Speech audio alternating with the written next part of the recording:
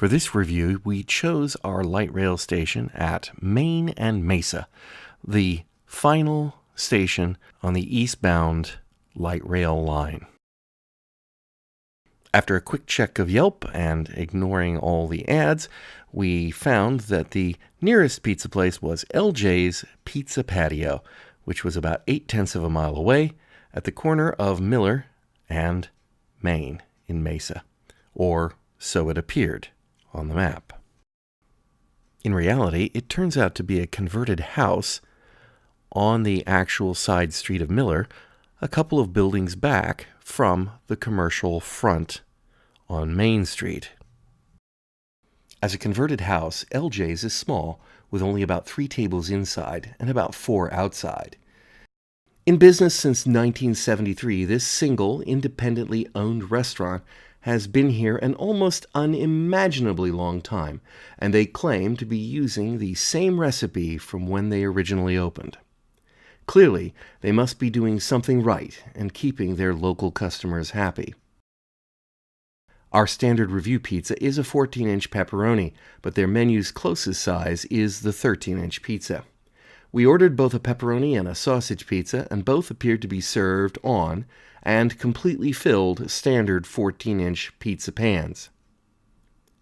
Using their stated size for these calculations, the cost for a one-item pizza is $13, or 10 cents a square inch. However, we bought a 2-pizza deal for under $22, which brought the cost down to 8 cents per square inch. Drinks were sold by the can and cost $1.50 each. The question, of course, what did we think about this trip back in time? Tonight, we try a new pizza place. I have a mixed feeling about this location, this pizza. I like how the patio set up, how it's a little house, act as a restaurant, and the server is very, very super friendly. I enjoy the whole atmosphere kind of things. But for the pizza itself, I really didn't enjoy it that much. The pepperoni pizza is too oily and greasy, not my type of pizza. And usually I really like the sausage pizza. And for some reason, their sausage is way too salty. They do put a lot on the pizza. When it came out, I was like, wow, this looks great with all the sausages on it. But unfortunately, the sausage really doesn't have much flavor besides salty. So I couldn't taste the crust. I couldn't taste the sauce. All I could taste is like a huge chunks of salt. So I really didn't enjoy much. And for me, to have a good pizza is the crust.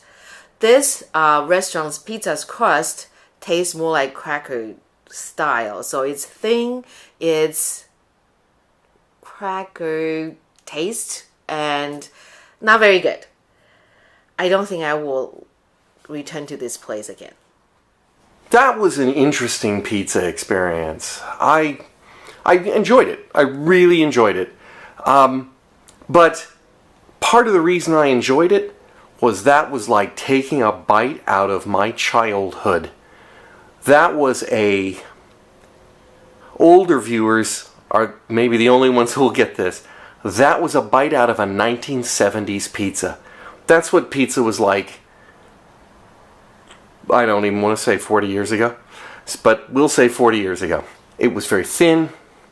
It was very, it wasn't like a New York style. It was more like pizza when it was made based on what somebody had read in a book rather than experienced firsthand, which is not to say it was bad.